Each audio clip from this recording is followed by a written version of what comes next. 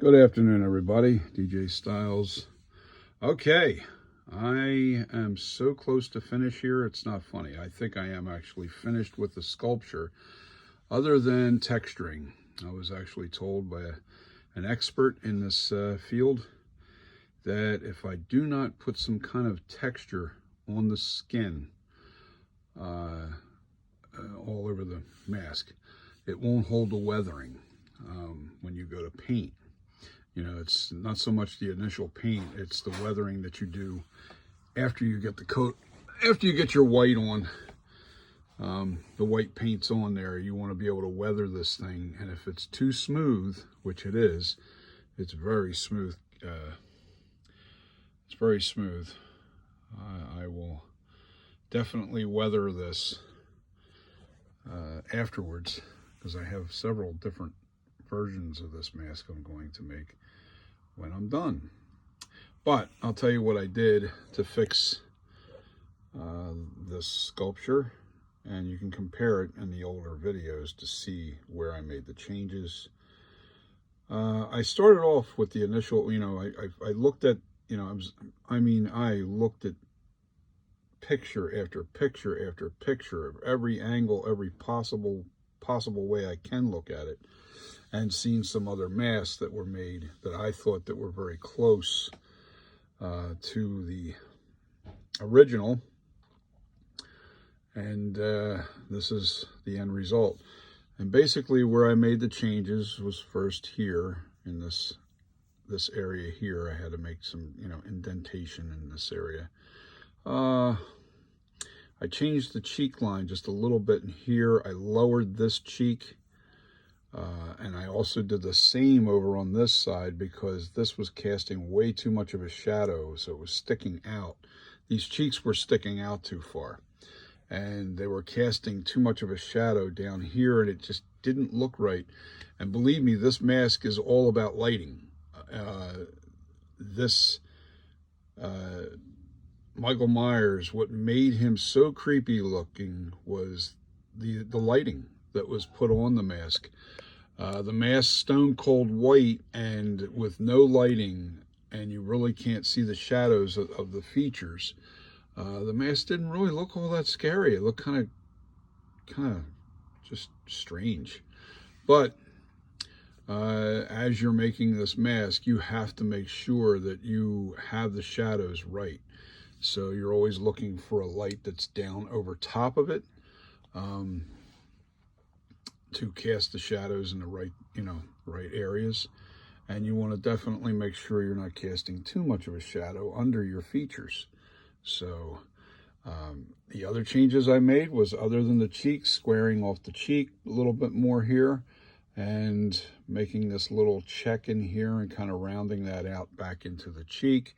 I also created a V cut right into here.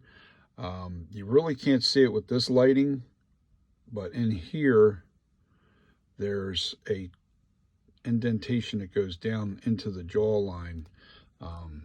With the right light, if a direct light hits it, you can see it. There's also another check in here that goes right in there. If I turn it, maybe, yeah, you can see it a little better. See that check in here? It's there. I fixed this. There was a little bit of a dent up in this area, and I didn't really see it until I filmed it. That was another thing, as you film this thing, you see all the mistakes, because the only way we actually seen this mask was on screen.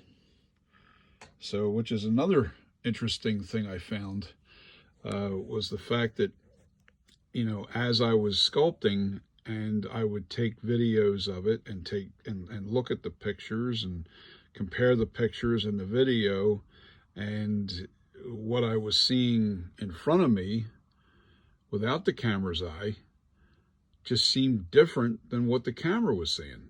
It's almost like getting two perspectives, which is really cool, and find that extremely interesting. Hang on, I'm turning this back again. All right, we'll turn it on the side a little bit. But Yeah, it's like two perspectives. You've got the camera's eye, and then you have your eye. And as an artist, that can drive us crazy. But you know what? It's there. I have the oh, that was another thing I changed. You can compare these. The lip area. I had to lower this in here. It protrudes out a little further now. All right, doesn't really protrude out. It's no further than what it was, but I lowered this down in here. This right in here. These are supposed to be almost equal, and this was out just a little bit too far, and it was casting a shadow over top of the bottom lip. And the same for this side.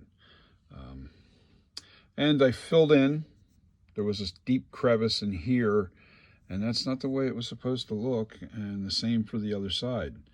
And now I think I am dead on as far as the lips and the chin area goes. I think I have that really nailed. I'm looking at this side, maybe a little bit too much dent in here. I might have to throw a little bit more clay in there, but that's no big deal. What is that? Oh, that's part of that. I'm sorry. It's just casting the light. I thought it was a spot there. It's not. That's just light. It's causing that. I'll show you what I mean.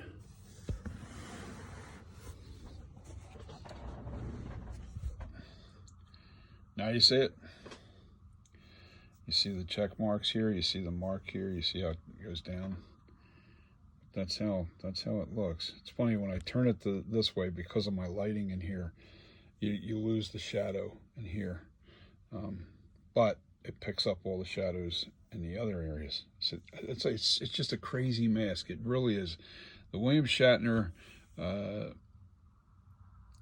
wouldn't say sculpture. It wasn't a sculpture. This was a life casting of William Shatner, which was actually his face at one point, and then over time, and I'm sure production, they lost the actual features, and they kind of got demented, a little twisted, and that's why they, over time, I think it was like he had the sculpture done either 1974 or 1975, or not sculpture. He had the life casting done 74 or 75, and from there, the movie was made in 1978, and they ran out to a store and picked up one of his Captain Kirk masks, and by then that mask was in production for quite some time, so a couple years. So over time, it was a cheap kid's mask, and the features got a little more demented, and this was the end result of what the Captain Kirk mask looked like over a couple of years of production. Just such a strange, really strange ways of events with how they created Michael Myers was absolutely accidental. I can say it was you can say that it was on purpose, but I'm sorry, this was like you go out and you go get a mask that has plain features. They grab a Captain Kirk's mask, spray paint it white, and boom. Who'd have thought? But anyway, and for most of you out there that love Michael Myers, you get my point. The ones that don't, they're going, what is the big deal? I get it. I do. I'm sorry. But as an artist, this is a very difficult mask to do. Very difficult. I got my man, a lot of people making comments on do this, do that, do different things, and I just kind of like, well, I have to use my own eye. I also use the camera's perspective to see if I've got this thing close. And right now I'm on it. It's as close as it's going to get. The camera actually makes this mask look a little longer than what it is, and it doesn't. It looks more narrow, but it's actually it looks a lot wider when you're seeing this in person. But this is NightCreeper 1978, and it will be in production this spring. I'm just waiting for this weather to break. We're dealing with ice and snow and cold weather, and I can't get my latex until after it gets warm. I don't want to run the risk of spending a lot of money on latex because I buy it by the 5-gallon buckets and have it shipped to me and then have it freeze, because latex does not do well in cold weather. Most companies won't even send it unless you overnight it, and I just hate the thought of how much that would cost to overnight something like that. Anyway, I think I'm close. I am really close to finished here. I just want to do some texturing on it. Yeah, I don't need to do anything with this dent. I thought I did, but it was the light that was causing it. I don't need nothing else left. There's nothing left to do on this mask. There really isn't. Other than texture. I have to texture the skin, make it. I don't want it to look like skin because it was never, I guess the mask, it was a life cast, so, maybe you do put a skin texture on it or something, something that looks a little more like skin.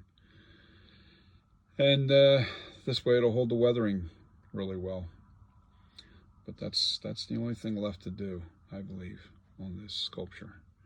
And I can call it done. Looks a little shiny on the head. That's because I didn't put the naphtha all over the top of the head. And where there's no naphtha, where you've been touching it, it gets real shiny because there's no texture on the skin. On the sculpture, there's no texture at all. It's just flat out smoothed out, really smooth. Let me know what you think, folks, and thumbs up if you like it. Thumbs down, I don't care. Whatever you want to do, But believe me, this is not an easy sculpture to do, and probably one of the most difficult ones to do. And it's funny, I tackled this as my first project, getting into this business. I figured if I can do this, I can do anything.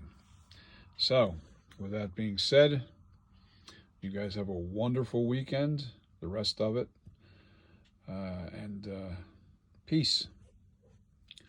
Talk to you on the next video.